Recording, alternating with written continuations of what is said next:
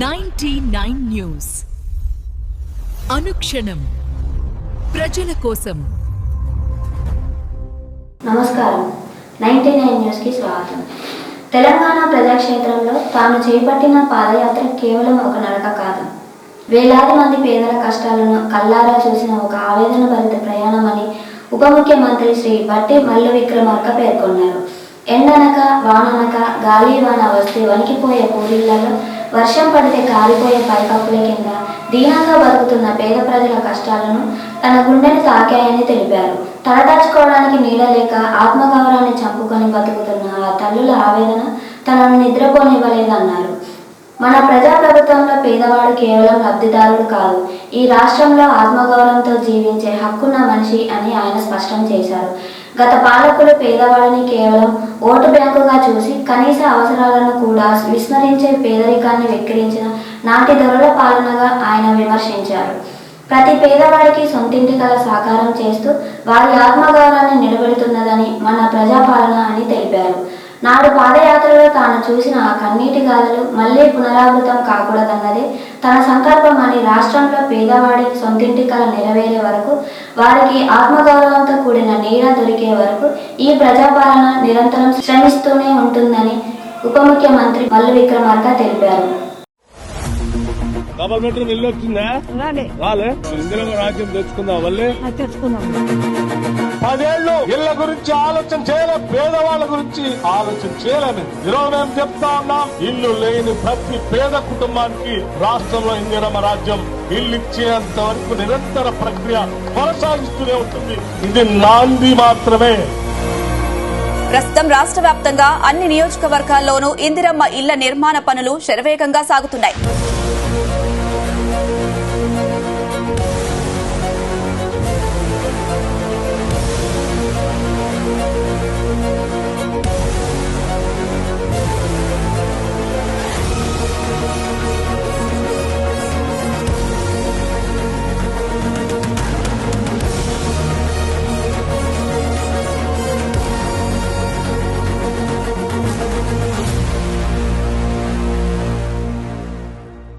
Telangana CM Revanth మరో ఎన్నికల హామీ అమలు దిశగా కసరత్తు చేస్తున్నారు.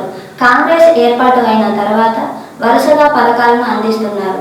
ఇప్పుడు పెండింగ్ లో ఉన్న 2 పథకాల అమలుకు సిద్ధమవుతున్నారు. మహిళలకు 2,500 రూపాయల పెన్షన్లు, 4,000కు పైన పెంపు ప్రకటన తుది కసరత్తు చేస్తున్నారు. ఈ మేర 28న అసెంబ్లీలో ప్రవేశపెట్టే బడ్జెట్లో ప్రకటన దిశగా చర్చలు సాగుతున్నట్లు సమాచారం.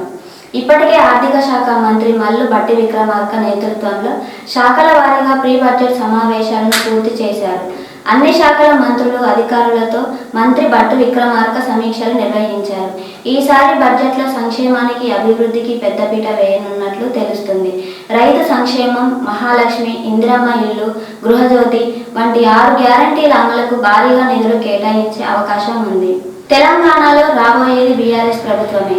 కాంగ్రెస్ పార్టీకి తొత్తులుగా మారి చట్టాన్ని అతిక్రమించి బీఆర్ఎస్ నాయకులపై అక్రమ కేసులు పెడుతున్న పోలీస్ అధికారులను వదిలిపెట్టేది లేదు, వడ్డీతో సహా చెల్లిస్తామని మాజీ మంత్రి ఎమ్మెల్యే హరీష్ రావు హెచ్చరిక. ఇలా పోలీస్ అధికారులకు కూడా మేము చెప్పేది ఒకటే, అధికారం శాశ్వతం కాదు, అన్ని కాలాలు ఒక తీరు ఉండయి, కాలం మారుతుంది. రేపు బీఆర్ఎస్ అధికారంలోకి వస్తుంది. చట్టాన్ని అతిక్రమించి పరిధులు దాటి బీఆర్ఎస్ నాయకుల పట్ల అతిగా వ్యవహరించిన పోలీస్ అధికారులకు కూడా రేపు తగిన విధంగా వారు మరి చట్ట పరంగా ఎదుర్కోవాల్సి ఉంటుంది. మిమ్మల్ని ఎవరు కాపాడలేరు. మీరు తాత్కాలికంగా పోయి మీ పోస్టింగ్ల కోసమో ఇంకో దానికోసమో పోయి తప్పులు చేస్తే మాత్రం రేపు మీరందరూ కూడా రేపు చట్టపరంగా శిక్ష తప్పదు. మీకు చట్టపరంగా కేసులు ఎదుర్కోవాల్సి వస్తుంది. మిమ్మల్ని ఈ రేవంత్ రెడ్డిలో, ఈ వివేక్ గారు ఎవరు కాపాడలేరు అని చెప్పి నేను పోలీసులను హెచ్చరిస్తా ఉన్నా. ఎందుకంటే మా కౌన్సిలర్లు ఇస్తే పిటిషన్ తీసుకోరా, మా మూల రాజిరెడ్డి గారు ఇస్తే పిటిషన్ తీసుకోరా? అంటే కేవలం కాంగ్రెస్ పార్టీ పిటిషన్లు తీసుకుంటారు, బీఆర్ఎస్ల మీద కేసులు పెట్టడానికే పోలీసులు ఉన్నారా? చట్టం అందరికీ సమానమైన విషయం మీకు తెలియదా? చట్టం ఈరోజు కాంగ్రెస్ పార్టీకి చుట్టంగా వ్యవహరిస్తే బీఆర్ఎస్ పార్టీ చూస్తూ ఊరుకోదని చెప్పి కూడా మేము ఆ పోలీస్ అధికారులను కూడా ఈ సందర్భంగా హెచ్చరిస్తా ఉన్నాం. ఖమ్మం జిల్లా సత్తుపల్లి మున్సిపాలిటీ 10వ వార్డు నూతన కౌన్సిలర్ గా ఎన్నికైన మట్టా దేవజ్యోతి వారి ప్రజలతో మమేకమయ్యారు. తన విజయం కోసం అహర్నిశలు కృషి చేసిన ప్రతి ఒక్కరికి కృతజ్ఞతలు తెలుపుతూ వార్డులోని జలగం నగర్ మరియు వెంగళరావు నగర్ ప్రాంతాల్లో ఆమె పర్యటించారు. ఈ పర్యటనలో భాగంగా ఆమె ప్రజలకు మిఠాయిలు పంచుతూ వారితో ఆత్మీయంగా మాట్లాడి అందరిలో ఉత్సాహం నింపారు. వార్డు అభివృద్ధికి మరియు ప్రజా సమస్యల పరిష్కారానికి తాను ఎల్లవేళలా అందుబాటులో ఉంటానని ఈ సందర్భంగా ఆమె హామీ ఇచ్చారు. జనంలో మమేకం అవుతూ ప్రతి ఇంటి సమస్యను తెలుసుకుంటున్న మట్టా దేవజ్యోతికి వార్డు ప్రజల నుండి విశేష స్పందన లభించింది. ఈ కార్యక్రమంలో 10వ వార్డు కాంగ్రెస్ పార్టీ నాయకులు, కార్యకర్తలు పాల్గొన్నారు. ఖమ్మం జిల్లా సత్తుపల్లి పట్టణంలో హిందూ సామ్రాజ్య స్థాపకుడు మహావీరుడు ఛత్రపతి శివాజీ మహారాజ్ జయంతి వేడుకలను ఘనంగా నిర్వహించారు. ఈ సందర్భంగా పట్టణంలోని యువత, శివాజీ సేన బాధ్యులు పాల్గొన్నారు. జయంతి సందర్భంగా ముందుగా పట్టణంలో భారీ బైక్ ర్యాలీ నిర్వహించారు. శివాజీ మహారాజ్ చిత్రాలతో, కాషాయ జెండాలతో అలంకరించిన వాహనాలతో ర్యాలీ ఉత్సాహభరితంగా సాగింది. ఛత్రపతి శివాజీ మహారాజ్కి జై అంటూ నినాదాలతో సత్తుపల్లి పట్టణం మారుమోగింది. ర్యాలీ పట్టణంలోని ప్రధాన వీధుల మీదుగా కొనసాగి ప్రజల్లో దేశభక్తి, ధైర్యం, స్వాభిమానం గురించి అవగాహన కల్పించింది. అనంతరం బోసుబొమ్మ సెంటర్ వద్ద ఏర్పాటు చేసిన శివాజీ మహారాజ్ చిత్రపటానికి శివాజీ సేన బాధ్యులు పాలాభిషేకం నిర్వహించి పుష్పాంజలి ఘటించి మహారాజ్ సేవలను స్మరించుకున్నారు. ఈ సందర్భంగా పలువురు వ్యక్తులు మాట్లాడుతూ శివాజీ మహారాజ్ పరాక్రమం, పరిపాలనా నైపుణ్యం, హిందూ ధర్మ పరిరక్షణలో ఆయన పాత్రను వివరించారు. యువత శివాజీ ఆశయాలను ఆదర్శంగా తీసుకొని సమాజ సేవలో ముందుండాలని పిలుపునిచ్చారు.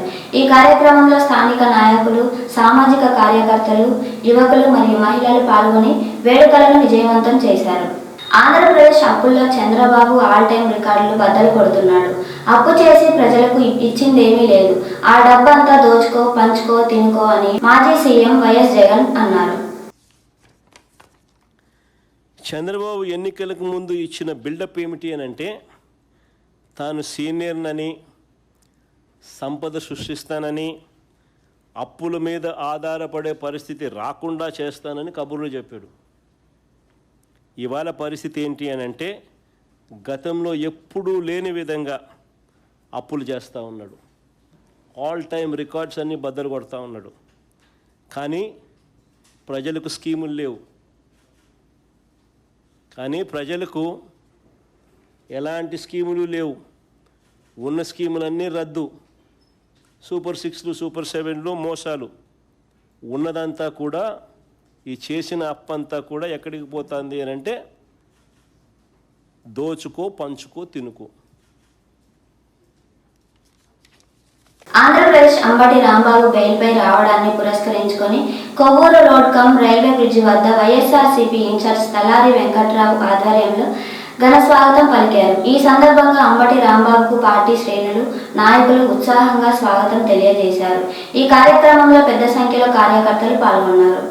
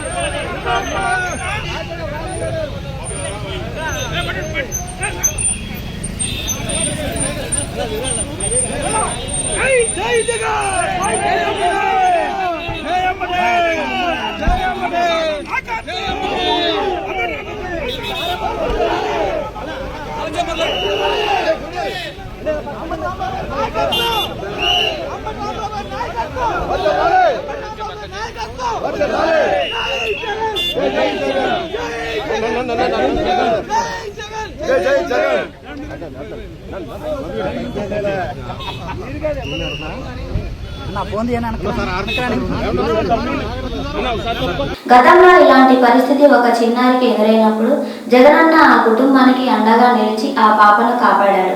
ప్రస్తుతం అదే పరిస్థితి మరొక చిన్నారికి వచ్చింది. ఈ పాప బ్రతకాలంటే 16 కోట్ల రూపాయల ఇంజెక్షన్ వేయించాలి. ఆ పేదవాడి కుటుంబానికి అండగా ప్రభుత్వం స్పందిస్తే బాగుంటుంది. అలాగే సినిమా యాక్టర్లు, డాక్టర్లు, వ్యాపారవేత్తలు, రాజకీయ నాయకులు, అన్ని మతాల గురువులు, మానవతావాదులు ప్రతి ఒక్కరూ స్పందించి తమ వంతు ఆర్థిక సహాయం అందించి ఆ చిన్నారిని కాపాడాలని మానవతా దృక్పథంతో వేడుకుంటున్న చిన్నారి తల్లిదండ్రులు. నా పేరు సురేష్ కుమార్ అండి. మా పాప పునర్విగా. తనకి ఎస్ఎంఏ టైప్ 1 అని చెప్పేసి మీరందరూ వినే ఉంటారు. అది రేర్ డిసీజ్ సార్. అది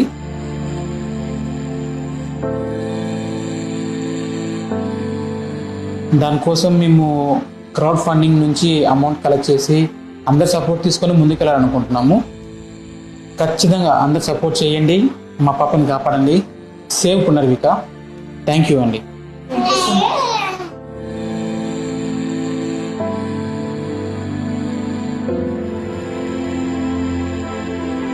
వరంగల్ జిల్లా మిర్చి సీజన్ ప్రారంభమైన నేపథ్యంలో ఎనుమల మార్కెట్ యార్డ్లో మిర్చి రాబడుల నాణ్యత, ధరల పరిస్థితిపై సమీక్ష నిర్వహించినట్లు జిల్లా కలెక్టర్ డాక్టర్ సత్య శారద తెలిపారు.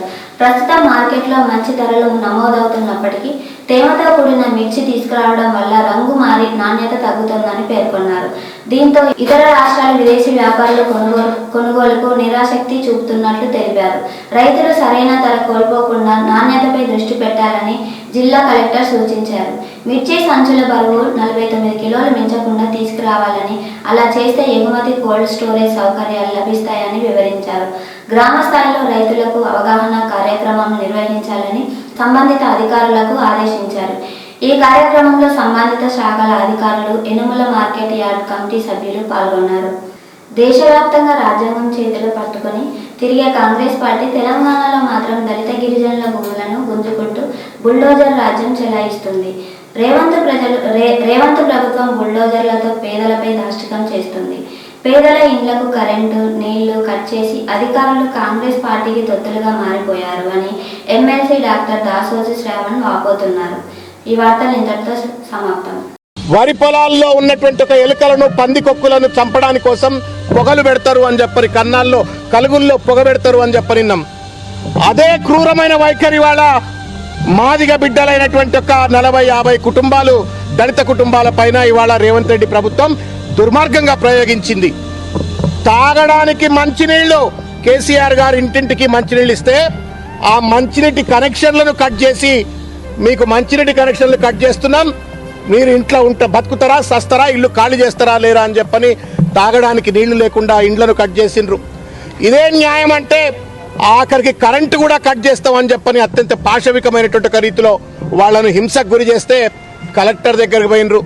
కలెక్టర్లు ఇవాళ పాలక వర్గానికి తొత్తులుగా మారిపోయి వరంగల్ కలెక్టర్ కనీసం స్పందించలేదు, న్యాయం చేయలేదు, వాళ్లకు మంచినీటి సౌకర్యాన్ని రెస్టోర్ చేయలేదు, కరెంట్ కట్ చేస్తా అన్నటువంటి వాళ్ళపైన చర్యలు చేపట్టలేదు. తగుదనమ్మా అని చెప్పని తర్వాత కమిషనర్ దగ్గరికి పోయినరు. కమిషనర్ కూడా స్పందించలేదు. 99 న్యూస్ అనుక్షణం ప్రజల కోసం.